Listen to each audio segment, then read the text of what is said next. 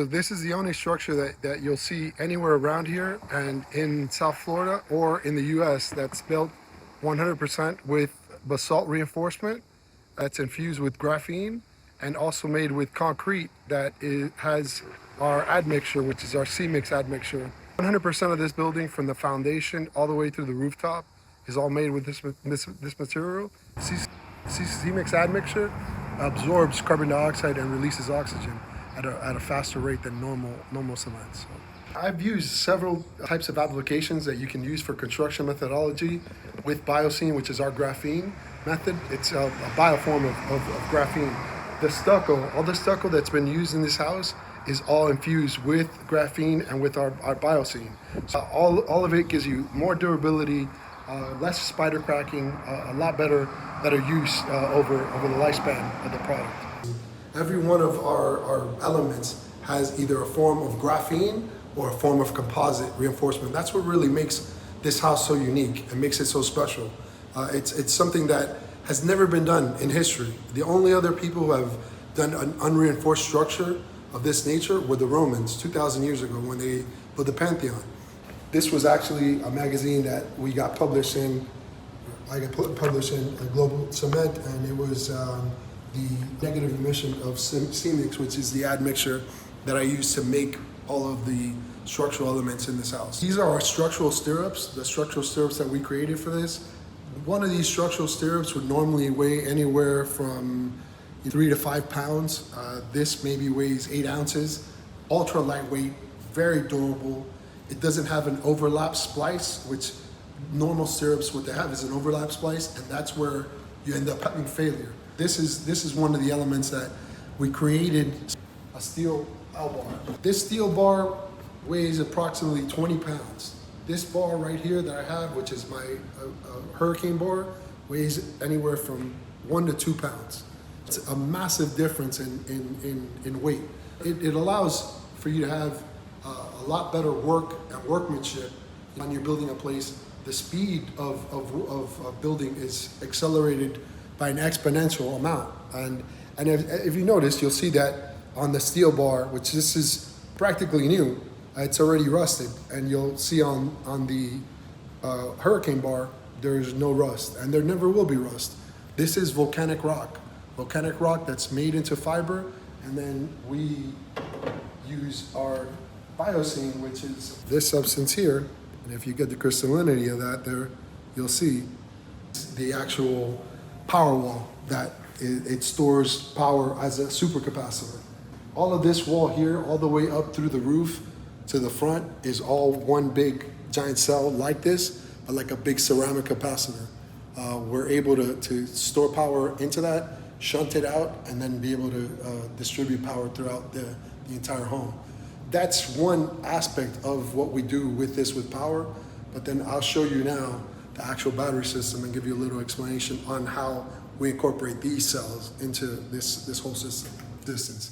This box is basically 288 of these cells, and it gives you up to 30 kWh of total power. It's the secondary form of power that I have to this entire wall and the structure that I have built into this wall. I made an entire Faraday cage that goes all together to a collection point on the outside. My grounding here is less than 0.1 ohm, so I have very, very low ohms in terms of ground. That's what allows me to collect the power from 0 point. I pick up a lot of the spillage that is from all over the place. The Wi-Fi signals, cell phone signals, and no, folks, I cannot hack into those signals at all. I'm just picking up the power.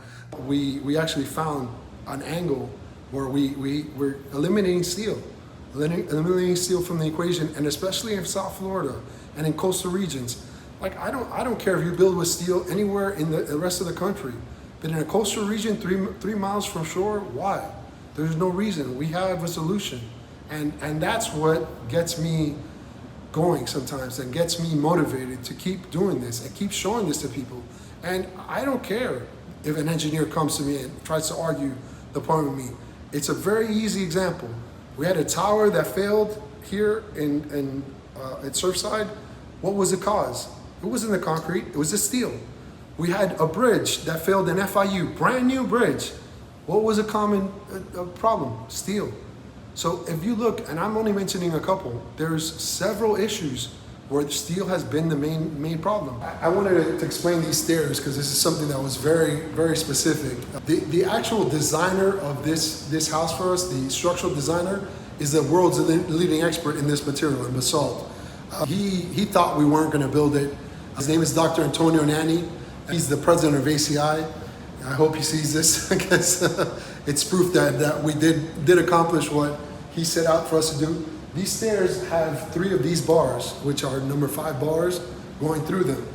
In order to give you the spatial separation that was necessary for it to look like you had floating stairs, you could not have them more than 3.5 inches. Because then if you had the cover of the stone on top of it, it was gonna not give you enough space. 10 cubic foot mixer, and we went from 10 cubic foot mixer of C-Mix to now a 55 cubic foot mixer of C-Mix with drop-in augers. So we're gonna have our basalt fiber, our aragonite, our graphene infusion in there, and our titanium dioxide as well. We have all the control systems. We have all the control systems set up and ready. We're just trying to finish up the construction now. So what we have here is the same energy system that you saw at the townhouse, but on a larger scale. This is a 3 by 3 by 5 foot self-powering DC generator. It's all made of graphene. It's all made of basalt fiber, and all the components that are going to be reunited in there can give you 1 megawatt hour of power and power storage, so that we can confine a 1 megawatt power storage into this size box. We had a little bit of an issue with some of the finishes on it, and the gentlemen who were painting it felt like it wasn't efficient, so we had it repainted, and we're putting it back together now so that we can, make it as efficient as possible. But again, you have 1 megawatt of power storage that you have in a 3 by 3 by 5 box. So since we're moving all our stuff from the other space to this space, we're going to be putting our biocene reactors over here in this space over here. And I have a small version of one of the reactors here, the small one that we do our prototyping and all our testing with. So I can show you, just a little bit of how I started the system and how we created it in the beginning. But this will have 2,000 gallon reactors here that are sonic reactors that have high water jetting, and they have high emulsification. So there's several variables that we have that are mixed into this here. Right now we're testing carbon black and seeing the viability of using carbon black into graphene. If you focus in on the pluming right there, as it plumes, you're creating graphene. All of these layers right here, all of these layers that are gray, that's graphene. That's all graphene. So by us doing this in a large vat, which is what we do in a large vat, we mix it, we emulsify it, and we add sonic energy into it. And that's how we get the actual graphene. And we'll check the viability of the graphene based on what we get from the tanks before we actually implement it into the larger system. Again, this is just the version that